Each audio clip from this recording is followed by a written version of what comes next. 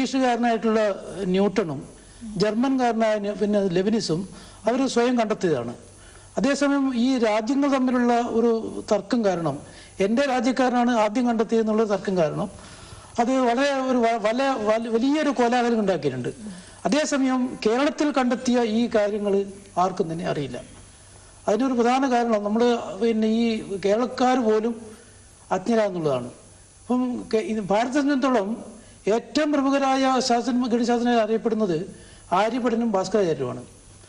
ആര്യഭടനാണ് ആദ്യം ജീവിച്ചിരുന്നത്. ഏതാണ്ട് 7ാം നൂറ്റാണ്ടിലാണ് അദ്ദേഹം ജീവിക്കുന്നത്. അത് പിന്നീട് ധാരാളം പിന്നെ മഹാവീരനെ പോലുള്ള ശാസ്ത്രന്മാരൊക്കെ ഉണ്ട്. പിന്നീട് ഏറ്റവും ഒടുവിൽ അറിയപ്പെടുന്നത് ഭാസ്കരാചാര്യരാണ്. 12ാം നൂറ്റാണ്ടിലാണ് ഭാസ്കരാചാര്യർ ജീവിച്ചിരുന്നത്. ഈ കാലഘട്ടത്തിന് ശേഷം ഭാരതത്തിൽ പൊതുവെ ഗണിതശാസ്ത്ര ചരിത്രമൊന്നും അവകാശപ്പെടാനില്ലാത്തതാണ് പൊതുവെ അറിയപ്പെടുന്നത്. കാരണം വിദേശാക്രമണത്തിൻ്റെ ഫലമായിട്ട് ഇവിടെയുള്ള പിന്നെ പൊതുവെ വികാസങ്ങളൊന്നും നടന്നില്ല എന്നാണ്. അതേസമയം ഏറ്റവും രസകരമായൊരു വസ്തുത, ഈ കാലഘട്ടം, അതായത് ഇന്ത്യയിൽ ഗണിതശാസ്ത്രം പിന്നെ പുരോഗമിച്ചില്ല എന്ന് പറയുന്ന കാലത്ത് കേരളത്തെ സംബന്ധിച്ചിടത്തോളം the golden age of Kerala mathematics ആയിരുന്നു.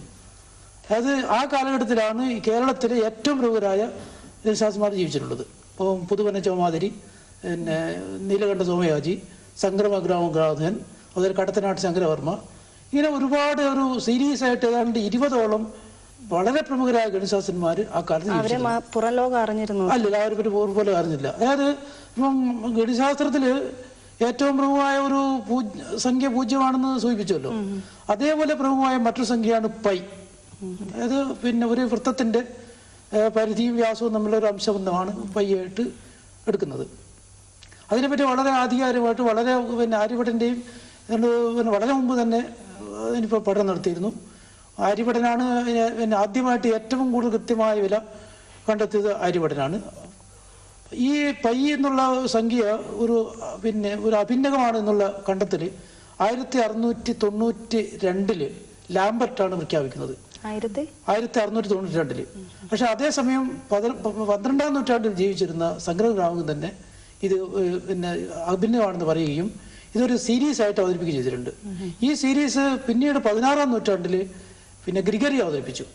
പക്ഷെ ഇന്ന് ഗണിതശാസ്ത്ര ചരിത്രം പരിശോധിച്ച് നോക്കിയാൽ ഗ്രിഗറി സീരീസ് ആണ് ഈ പൈയുടെ ഈ അനന്ത ശ്രേണിയിൽ അവതരിപ്പിക്കുന്നത്. നമ്മുടെ ഇന്ത്യയിലെ R.C. ഗുപ്ത, അതൊരു ഇന്ത്യയിലെ ഏറ്റവും പ്രമുഖരായ ഒരു ഗണിതശാസ്ത്രനാണ് ഡോക്ടർ R.C. ഗുപ്ത. അദ്ദേഹം അഭിപ്രായപ്പെട്ടത് ഇത് മാധവ ഗ്രിഗറി സീരീസ് എന്ന് അറിയപ്പെടുന്നതാണ്.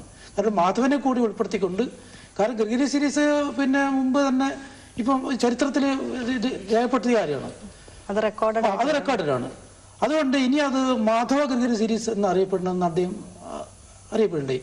അതുപോലെ നമുക്ക് അതേപോലുള്ള ഒരു ദുരിതം വേറെ ഉണ്ടായിട്ടുണ്ട്.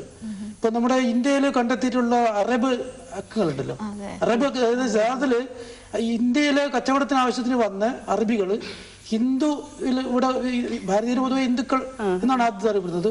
അപ്പൊ അവര് കണ്ടെത്തിയ അക്കങ്ങള് ഈ സൗകര്യങ്ങൾ ഓർമ്മിച്ചുകൊണ്ട് അവര് അറബിയിലേക്ക് കൊണ്ടുപോയി. ഈ അറബിയിൽ നിന്ന് വിദേശികൾ മനസ്സിലാക്കി. അപ്പൊ അവരാദ്യം വിചാരിച്ചത് ഇത് അറബിയിൽ നിന്നാണ്, അവര് അറബാണ് ഇതിന്റെ ഒറിജിൻ എന്ന് വിചാരിച്ചുകൊണ്ട് അതുകൊണ്ട് അറബ് നോവൽസ് അറിയപ്പെടാൻ തുടങ്ങി. പിന്നീട് കുറെ കഴിഞ്ഞപ്പോഴാണ് ഇന്ത്യയുടെ ഒരു കണ്ടെത്തലാണെന്ന് മനസ്സിലാക്കിയതിനു ശേഷം അത് ഹിന്ദു അറബ് നോവൽസ് എന്ന് അറിയപ്പെടുന്നു. അതേപോലെ ഈ ഗ്രിഗറി സീരീസ് എന്ന് അറിയപ്പെടുന്നത് ഇനി മുതൽ മാധവ ഗ്രിഗറി സീരീസ് എന്ന് അറിയപ്പെടണം എന്നാണ് അദ്ദേഹം അഭിപ്രായപ്പെട്ടുള്ളത്. അത് അംഗീകരിച്ചിട്ടുണ്ടോ? അല്ല, അംഗീകരിച്ചിട്ടില്ല. അതൊരു ഇത് മാത്രമേ ഉള്ളൂ. അതുപോലെ അംഗീകരിക്കുന്ന കാര്യം കുറച്ച് പ്രയാസമാണെന്ന് തോന്നുന്നത്. അതെ സർ, സംഖ്യാചിഹ്നങ്ങളെ കുറിച്ചൊന്ന് വിശദീകരിക്കാമോ? അതെ, നമ്മുടെ മഹത്തായ ഭാരതത്തിന്റെ പൈതൃകമായിട്ട് അവകാശപ്പെടാവുന്നത് 0 മുതൽ 1, 2, 3 അങ്ങനെ 9 വരെയുള്ള 10 അക്കങ്ങളാണ്.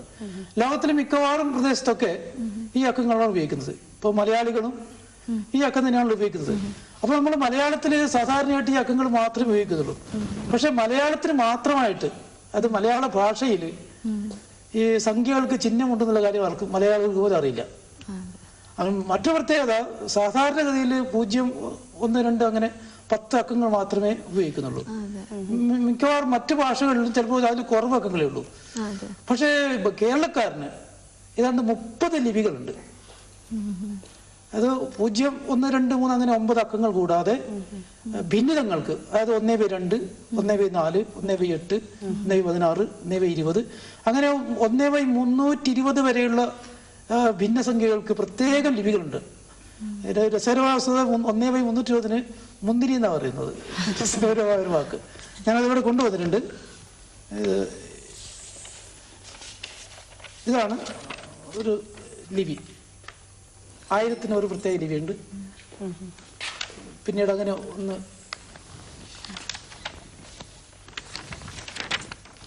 ക്യാമറ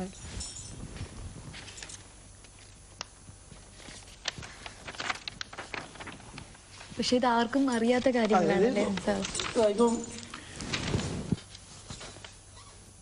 കാണി, മാകാണി, അരക്കാല്, കാല്, ഒരു മാ, 3 മാ 4 മാ ഇങ്ങനെയുള്ള ചിഹ്നങ്ങൾ ഈ ആശാരിമാർ പൊതുവെ പലപ്പോഴും ഇപ്പോഴും ഉപയോഗിക്കുന്നുണ്ട്. മുക്കാലര കാലെന്നൊക്കെ ഉള്ളത് ഇപ്പോഴും ഇപ്പോഴുണ്ട്. പക്ഷെ അതൊന്നും തന്നെ വിദേശ ഭാഷയുള്ളത്, ഇംഗ്ലീഷിലൊന്നും തന്നെ പ്രത്യേക ചിഹ്നമില്ല. 1/2, 1/4, 3/4 എന്നൊക്കെ എഴുതാറുള്ളൂ. അതേസമയം പിന്നെ മാത്രമല്ല ഇതിന്റെ പെരുക്കപ്പട്ടിക എന്നുള്ള രീതിയിലുള്ള ചിഹ്നങ്ങളുണ്ട്. ഇതിന്റെ ചിഹ്നങ്ങൾ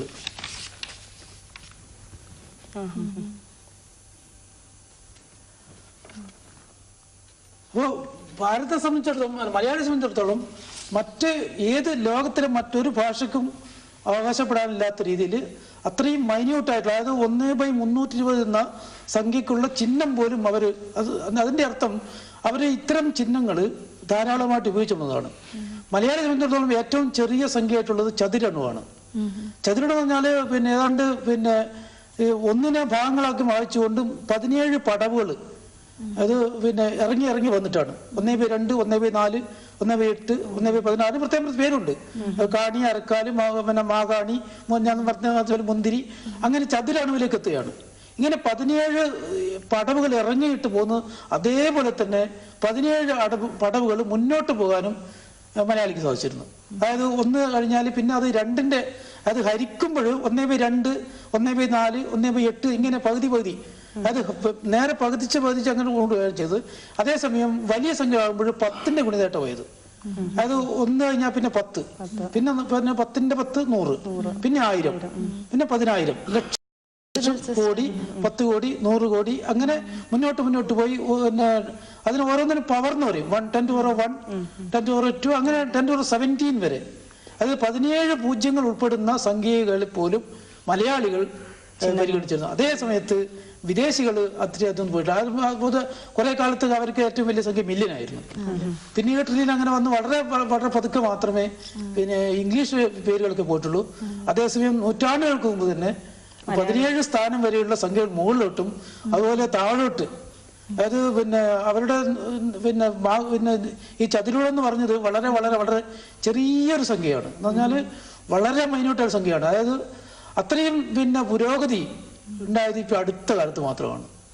അതുകൊണ്ട് എന്തുകൊണ്ടും മലയാളിക്ക് അഭിമാനിക്കാവുന്ന ഒരു കാര്യമാണ്. അതുപോലെ തന്നെ നമ്മുടെ അളവുകളെ സംബന്ധിച്ചിടത്തോളം പിന്നെ ഈ സംഖ്യയുടെ വലിപ്പം പോലെ തന്നെ അളവിന്റെ കാര്യത്തിലും വളരെ വലിയൊരു, അതായത് പണ്ട് കാലത്ത് ഏറ്റവും ചെറിയ അളവായിട്ടുള്ളത് പരമാണുവാണ്. ഇപ്പോ ആശാരിമാർക്ക് പിന്നെ ലോകത്തിലെ ഏറ്റവും കൃത്യമായൊരു പിന്നെ കോൽ, അതായത് അളവ് കോൽ യഥാർത്ഥത്തിൽ മുഴക്കോലാണ്. ഈ മുഴക്കോലൊക്കെ ബേസ് ചെയ്തത് ഈ പരമാണുവിനെ അടിസ്ഥാനമാക്കിയിട്ടാണ്. ഇപ്പൊ ഒരു പരമാണു എന്ന് പറഞ്ഞാല് ഇത് നമ്മുടെ ഒരു മുറിയിൽ പിന്നെ ഈ ഓല കെട്ടിയിട്ടുണ്ടാവും. ഈ ഓല മടഞ്ഞുകൊണ്ടുള്ള ഒരു ചെറിയ ദ്വാരത്തിലൂടെ ഈ പിന്നെ സൂര്യരശ്മി കടന്നു വരുമ്പോൾ വളരെ ശ്രദ്ധിച്ച് നോക്കിക്കഴിഞ്ഞാൽ ചില ധൂളികൾ ഇങ്ങനെ പറന്ന് കളിക്കുന്നതായിട്ട് കാണാം. ഈ പറന്ന് കളിക്കുന്ന ഒരു ധൂളിയെ അതിന്റെ 30% ഒരു പരമാണു. ആ പരമാണു ഇന്നത്തെ കണക്ക് പ്രകാരം 0.73 × 10⁻⁻8 ആണ്.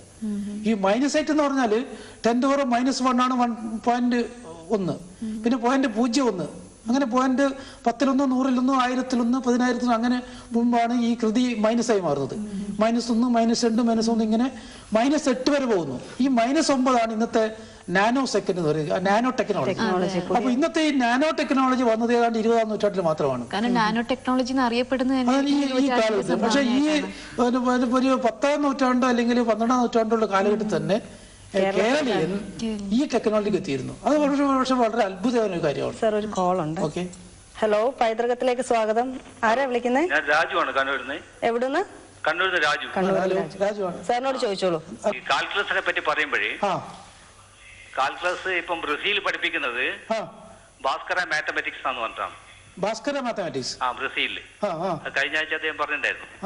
അതുപോലെ നമ്മൾ മാക്സിമം ഉപയോഗിക്കുന്ന കടവയാതി സംഖ്യ ആയതുകൊണ്ട് അപ്പൊ നമ്മൾക്ക് ആൾക്കാർ ഇതൊന്നും പഠിപ്പിച്ചിട്ടല്ലോ. അപ്പൊ ആ സംഖ്യ അറിയാത്തതുകൊണ്ടാണ് ഇപ്പൊ ഒരു സംഗതി നമുക്ക് പഠിക്കാൻ പറ്റാത്തതെന്ന് പറഞ്ഞിട്ട് പറഞ്ഞിട്ടുണ്ടായിരുന്നു. അതിനെപ്പറ്റി ഒന്ന് വിശദീകരിക്കാതെ. ഈ കടവയാതി എന്നുള്ളത് കേരളത്തിന്റെ മാത്രം സംഭാവനയാണ്. വരരുചിയാണ് ഈ കടവയാതി രൂപപ്പെടുത്തിയത്. അതേസമയം ഭാരതത്തില് ആര്യഭടനും അദ്ദേഹത്തിന് സംഖ്യാരീതി ആവിഷ്കരിച്ചിരുന്നു. അവിടെ നിന്ന് പ്രത്യേകത എന്ന് വെച്ചാല് ആര്യഭടന് ഒന്നിന് ആ എന്നുള്ളതിന് 1 എന്നും ആ എന്നുള്ളതിന് 10 എന്നും ഈ എന്നുള്ളതിന് 100 അങ്ങനെ 10ന്റെ കൃതികളായിട്ടാണ് ഈ സ്വരാക്ഷരങ്ങളെ കൽപ്പിച്ചത്.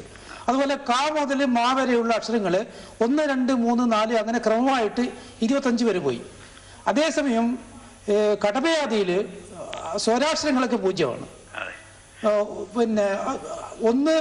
ഒന്നാമത്തെ ഒരു അക്ഷരമായ ഈ അക്കം 1ന് ക എന്ന് വെക്കും. അങ്ങനെ 2, 3 അങ്ങനെ ഞാ വരെ പോകും. പിന്നെ ട അങ്ങനെ ഉള്ള 10 അങ്ങൾ പോകും. പിന്നെ പാ വരും. പിന്നെ അത് 5 മാത്രമേ ഉള്ളൂ. മാ വരെയുള്ളൂ. പിന്നെ യാ ര ല വ ശ ഷ എന്നിങ്ങനെ അവസാനം വരുന്നുണ്ട്. അപ്പൊ ഇത് കേരളക്കാർക്ക് കംപ്ലീറ്റ് ഇതിനെപ്പറ്റി ശൂന്യമാണല്ലോ, ഒന്നും അറിയില്ലല്ലോ. ഞാൻ നേരത്തെ പറഞ്ഞല്ലോ, നമ്മളെ മലയാളികൾക്ക് പോലും നമ്മുടെ കേരളത്തിന്റെ പാരമ്പര്യം അറിയില്ല. മലയാളത്തിലെ അക്ഷരങ്ങൾ പോലും നമുക്ക് അറിയില്ല എന്നുള്ളതാണ് വസ്തുത. വിളിച്ചതിന് നന്ദി സാർ. ഈ സെഗ്മെന്റിന് അനുവദിച്ചിരിക്കുന്ന സമയം ഇവിടെ അവസാനിക്കുകയാണ്. ഇന്നിവിടെ വന്ന് ഞങ്ങളുടെ സംശയങ്ങൾക്ക് മറുപടി നൽകിയ ശ്രീ ശ്രീധരൻ സാറിന് ഞങ്ങളുടെ നന്ദി അറിയിക്കുന്നു. അടുത്തത് കലാപൈതൃകം.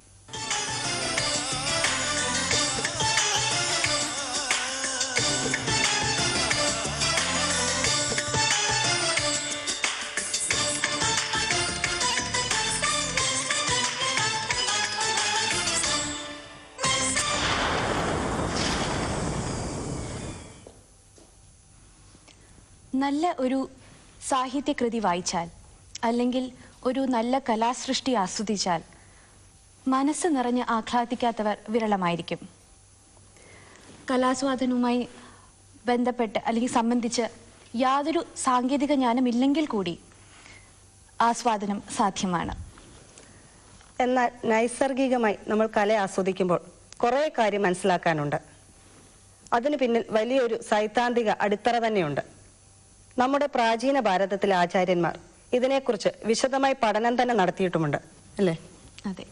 അത്തരത്തിൽപ്പെട്ട ഭാരതീയ വൈജ്ഞാനിക പരമ്പരയുടെ ഒരംശം രസവിചാരം, നവരസങ്ങളെക്കുറിച്ചാണ് ഇന്നത്തെ കലാപൈതൃകം. കണക്കിനെ ആധാരമാക്കി ഇതിനകം 70-ൽ പരം പുസ്തകങ്ങളാണ് പള്ളിയറ എഴുതിയിട്ടുള്ളത്. ഗണിതത്തെ മധുരമായി അവതരിപ്പിക്കുന്ന ഇദ്ദേഹം സ്കൂൾ കുട്ടികൾക്കേറെ പരിചിതനുമാണ്. പള്ളിയറ ശ്രീധരൻ നമ്മോടൊപ്പം കണ്ണൂർ സ്റ്റുഡിയോയിലുണ്ട്. അദ്ദേഹത്തോട് സംസാരിക്കും മുമ്പ് ബ്യൂറോ തയ്യാറാക്കിയ ഒരു റിപ്പോർട്ടിലേക്ക്. ഭൂഗോളത്തിന്റെ സ്പന്ദനം കണക്കിലാണെന്ന് തന്നെയാണ് ശ്രീധരൻ മാഷിന്റെയും വിശ്വാസം. കണക്കിലെ കണക്കില്ലാത്ത സൂത്രവാക്യങ്ങൾ തേടിയുള്ള ശ്രീധരൻ മാഷിന്റെ യാത്ര 30 വർഷം പിന്നിടുകയാണ്. 1978-ൽ പുറത്തിറങ്ങിയ പ്രകൃതിയിലെ ഗണിതമാണ് ആദ്യ സമാഹാരം. കല്ലിലും മുള്ളിലും തൂണിലും തുരുമ്പിലും ഗണിതമുണ്ടെന്ന് ശ്രീധരൻ മാഷ് പറയും.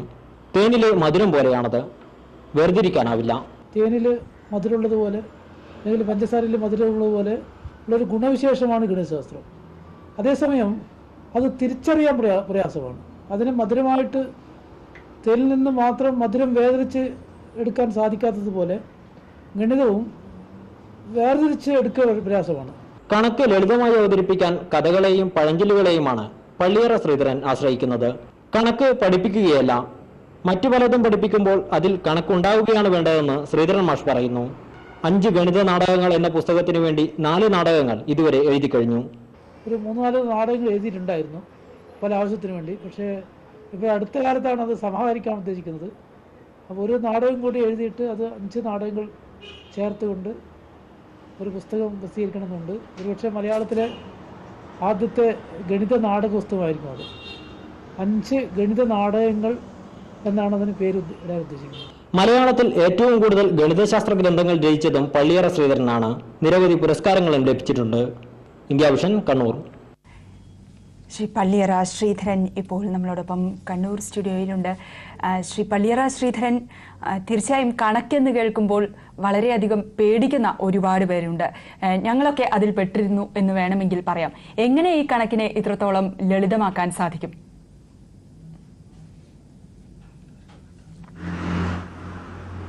ഹലോ, യഥാർത്ഥത്തിൽ ഗണിതശാസ്ത്രം വളരെ രസകരമായൊരു വിഷയമാണ്. യഥാർത്ഥത്തിൽ ആ രസകരമായ വിഷയം അതിൻ്റെ സങ്കീർണമായ രീതിയിലാണ് പഠിപ്പിക്കുന്നത്. അതുകൊണ്ട് തന്നെ കുട്ടികൾക്ക് വളരെ പ്രയാസമുള്ള ഒരു വിഷയമായിട്ട് അനുഭവപ്പെടുന്നു. സത്യത്തിൽ കണക്കിൽ രസകരമായ കാര്യങ്ങൾ മനസ്സിലാക്കുകയാണെങ്കിൽ ഏറ്റവും രസകരമായൊരു വിഷയമായിട്ട് ഗണിതശാസ്ത്രം മാറും. കണക്ക് മധുരമാണ്, അല്ലെങ്കിൽ ഗണിതം മധുരമാണെന്നാണ് ശ്രീധരൻ മാസ്റ്റർ കുട്ടികൾക്ക് പറഞ്ഞു കൊടുത്തിട്ടുള്ളത്. പക്ഷെ പലർക്കും കണക്ക് ഭയങ്കര കൈപ്പേറിയ ഒരു സംഭവമാണ്. ഈ കുട്ടികളുടെ ഭാഗത്ത് നിന്ന് ഇത്രയും പുസ്തകങ്ങൾ എഴുതിയ ഒരാളെന്ന നിലയ്ക്ക് ഏറ്റവും മധുരകരമായിട്ട് കിട്ടിയിട്ടുള്ള ഒരു പ്രതികരണം എന്താണ്? കാര്യം, കുട്ടികൾക്ക് എൻ്റെ പുസ്തകങ്ങൾ വളരെ ഇഷ്ടപ്പെടുന്നുള്ളതാണ്. വളരെയധികം പതിപ്പുകൾ ഓരോ പുസ്തകത്തിനും തയ്യാറാവുന്നുണ്ട്. അതുകൊണ്ട് തന്നെ കുട്ടികൾ ഇതിനെ ഹാർദമായി സ്വീകരിക്കുന്നു എന്നാണ് എനിക്ക് തോന്നിയിട്ടുള്ളത്. മാത്രമല്ല, ധാരാളം കുട്ടികൾ കണക്കിൽ സംശയം ചോദിച്ചുകൊണ്ട് എനിക്ക് കത്തുകൾ എഴുതാറുണ്ട്, ഫോൺ വിളിക്കാറുണ്ട്.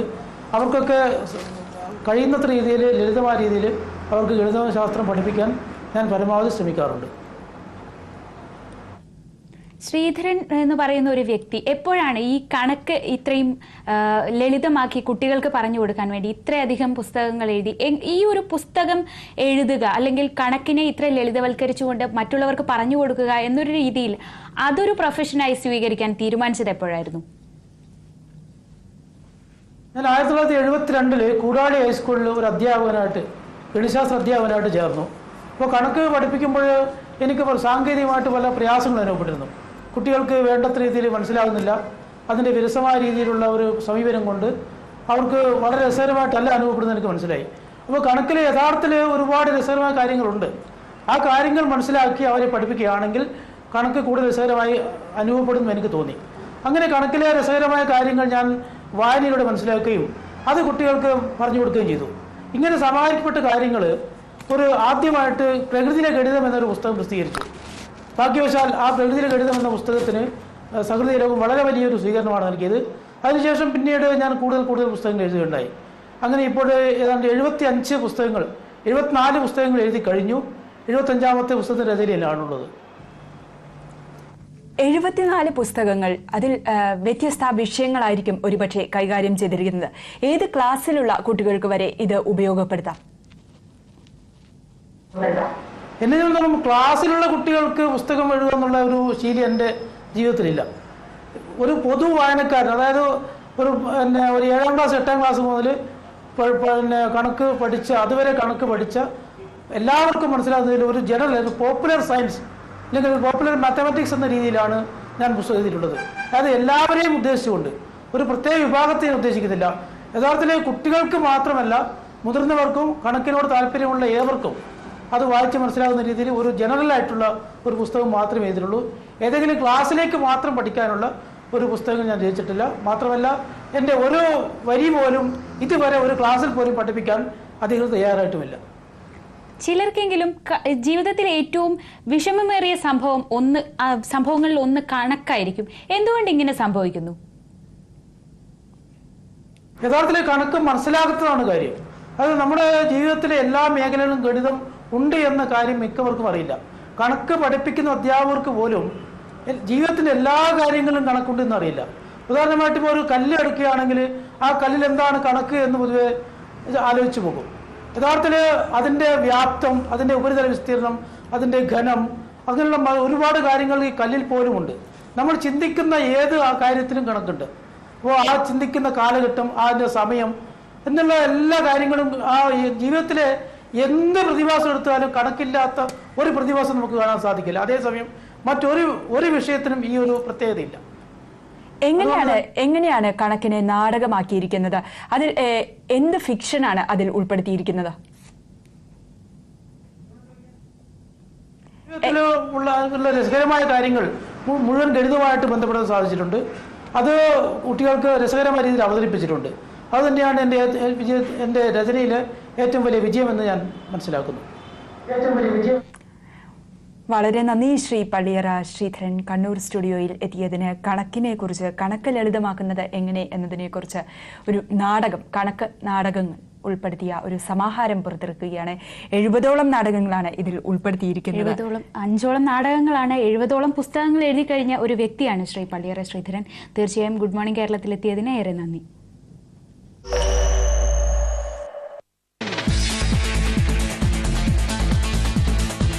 മതിലുകൾ, വിധേയൻ എന്നീ ചിത്രങ്ങൾക്കു ശേഷം സാഹിത്യകൃതികളെ ആസ്പദമാക്കി മറ്റൊരു അടൂർ ചിത്രം 4 പെണ്ണുങ്ങൾ.